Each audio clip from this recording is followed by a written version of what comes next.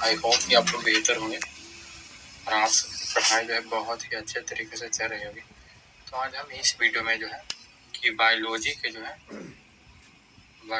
Chapter number जो है, क्योंकि बायोलॉजी का इंट्रोडक्शन होगा जिससे कि हम काफ़ी कुछ सीखेंगे और 1 लाइनर में होगा।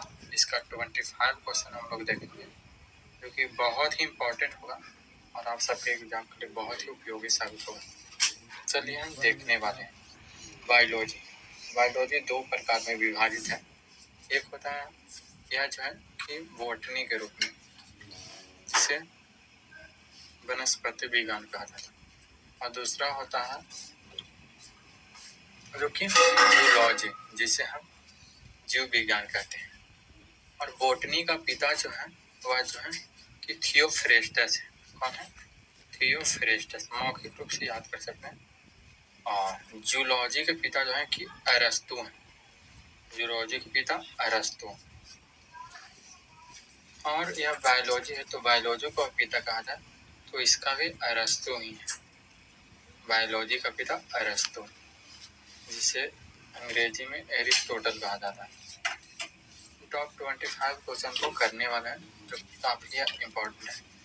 तो फर्स्ट है, जीव विज्ञान का पिता अरस्तु को कहा जाता है। सेकंड, जीव विज्ञान शब्द का प्रयोग सर्वप्रथम जो है सबसे पहले लामार्क तथा लिनियस ने किया था। तीसरा है, वनस्पति विज्ञान का पिता थियोफ्रेस्टस को कहा जाता है। और लास्ट क्वेश्चन है, आधुनिक वर्गीकरण का पिता कैरोलस लिनियस को कहा जाता है।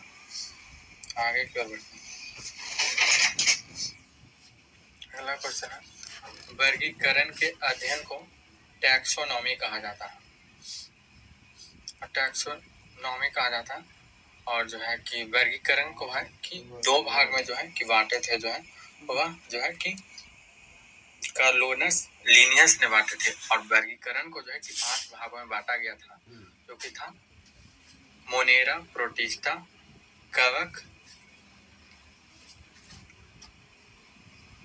और भी आगे जो कि बताया गया। तो द्विनाम पद्धति है। द्विनाम पद्धति का सिद्धांत कैरोलस लिनियस ने दिए थे, जो कि पादप जगत था, एक जंतु जगत। पता है मानव का वैज्ञानिक नाम होमो सेपियंस होता है। पादप जगत को है कि 5 भागों में बांटा गया था, वह व्हिटेकर ने बांटे थे। व्हिटेकर नाम था उनका जो है कि, और पादप जगत जो 5 भागों में विभाजित हुआ है। पहला है मनोरा, दूसरा प्रोटिस्टा, तीसरा है कवक, चौथा है पादप और लास्ट है जंतु जगत। और अगला क्वेश्चन है, अनुवंशिकी का पिता ग्रेगर मेंडल को कहा जाता है। अनुवंशिकी का पिता ग्रेगर मेंडल को कहा जाता है। तो आगे की ओर बढ़ते हैं। अगला क्वेश्चन है कि हरित क्रांति का जनक जो है कि नॉर्मन बोरलॉग को कहा जाता है। और भारत में कहा जाता है कि हरित क्रांति का जनक कौन है? तो एम.एस. स्वामीनाथन है।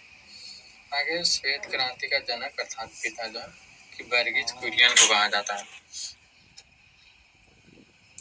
और अगला क्वेश्चन है, टीकाकरण का जनक एडवर्ड जेनर को कहा जाता है। चेचक के टीका का खोज जो है कि एडवर्ड जेनर नहीं किए थे। अगला क्वेश्चन है कि पोलियो के टीका, जो पोलियो की जो दवा होती है उसका जो खोज कौन किया था? तो जॉन साल्क इनका नाम था। वैज्ञानिक जो थे उनका पूरी तरीके से नाम जो था कि जॉन साल्क था। अगला है कि गुणसूत्र की द्विकुंडली, जिसे डबल हेलिक्स मॉडल कहा जाता है, तो खोज जो है कि वाटसन किए थे। और जो इसका सिद्धांत जो है कि वाटसन और क्रिक दोनों मिलकर के वैज्ञानिकों ने, जो कि साइंटिस्ट है, वह दिए थे। अगला है कि मधुमक्खी यदि हम पालते हैं तो उसके बारे में यदि हम पढ़ते हैं उसे एपी कल्चर कहा जाता है।